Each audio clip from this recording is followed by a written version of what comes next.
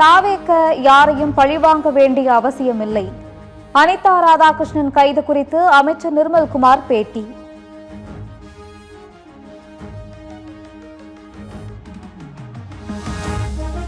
ஆதாரங்கள் இருந்ததால் தான் கைது நடவடிக்கைகள் மேற்கொள்ளப்பட்டுள்ளன. தவறு செய்தால், அவதூறு பேசினால் சட்டம் தண்டிக்கும் எனவும் அமைச்சர் நிர்மல்குமார் பேட்டி.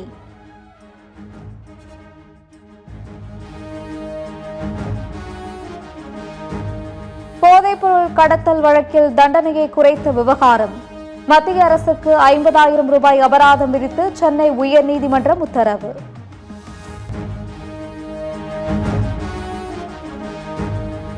மேகதாது விவகாரத்தில் தமிழக காங்கிரஸ் எதிர்ப்பு வெறும் தனிப்பட்ட கருத்து. கர்நாடக அமைச்சர் பிரியங்க் கார்கே விளக்கம்.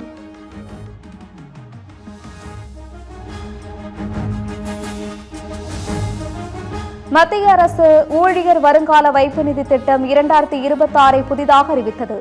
PF திட்டத்தில் கட்டாய பங்களிப்பு ரூபாய் 1,800 ஊழியர்கள் விருப்பம் போல் கூடுதலாக செலுத்தலாம். மணிப்பூரில் மிதமான நிலநடுக்கம், ரிக்டர் அளவில் 3.1 பதிவு. காவல்துறை விசாரணையின் போது தன்னை தாவேக்காவில் இணையச் சொல்லி வற்புறுத்தினார்கள் என முன்னாள் அமைச்சர் அனிதா ராதாகிருஷ்ணன் குற்றச்சாட்டு. தூத்துக்குடி SP அலுவலகத்தில் 5 மணி நேர விசாரணை முடிந்து நீதிமன்றம் அழைத்துச் செல்லும் முன்பு பேட்டி.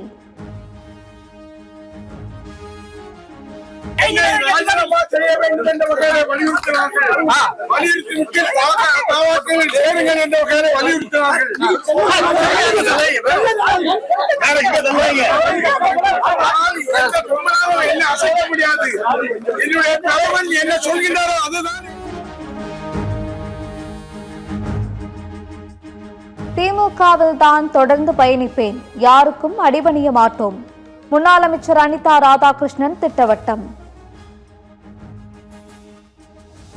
எந்த காரணத்தை கொண்டும் என்னுடைய தலைவர் வழியிலே திராவிட முன்னேற்றத்தை வலுவாக இருப்பேன்.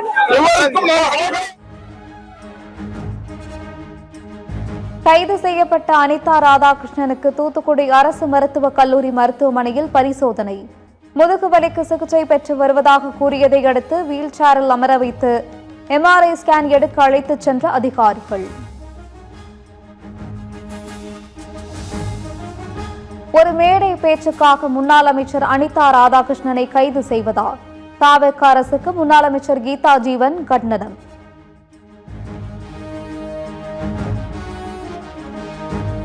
அனிதா ராதாகிருஷ்ணனை கைது செய்தது சரியா? சத்தியம் தொலைக்காட்சி ஆன்லைனில் நடத்திய சர்வே.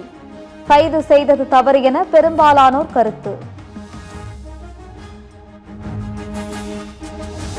சென்னை உட்பட தமிழ்நாட்டில் பல்வேறு மாநகராட்சி, நகராட்சி, பேரூராட்சி அலுவலகங்களில் லஞ்ச ஒழிப்பு போலீசார் திடீர் சோதனை. மாநிலம் முழுவதும் ஒரே சமயத்தில் 40க்கும் மேற்பட்ட இடங்களில் சோதனை நடத்தப்பட்டதால் பரபரப்பு. தமிழகம் முழுவதும் உள்ள இ-சேவை மையங்களை மாவட்ட ஆட்சியர்கள் ஆய்வு செய்ய அரசு உத்தரவு. இ-சேவை மையங்கள் மூலம் விரைவாக சான்றிதழ் கிடைப்பதை உறுதி செய்யும் வகையில் நடவடிக்கை.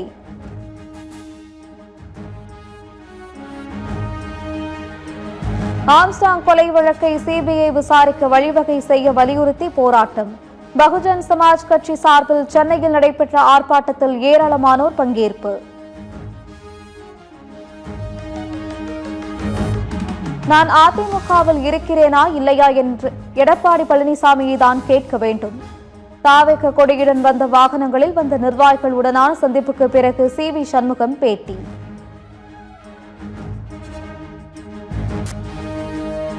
மேகதாதுவில் கர்நாடக அரசு அணை கட்ட எதிர்ப்பு தெரிவித்து பாமக தலைவர் அன்புமணி ராமதாஸ் நடைபயணம். திருச்சி திருவானைக்காவலில் நடைபெற்ற நடைபயணம் மற்றும் பொதுக்கூட்டத்தில் ஏராளமான விவசாயிகள் பங்கேற்பு.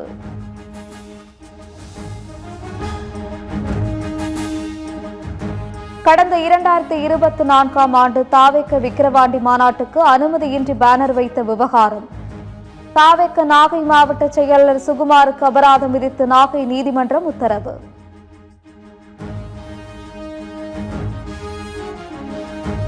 சென்னையில் சிறுமியை பாதுகாப்பாக மீட்ட ஆட்டோ ஓட்டுநர். காவல்துறை தலைமை இயக்குநர் நேரில் பாராட்டு.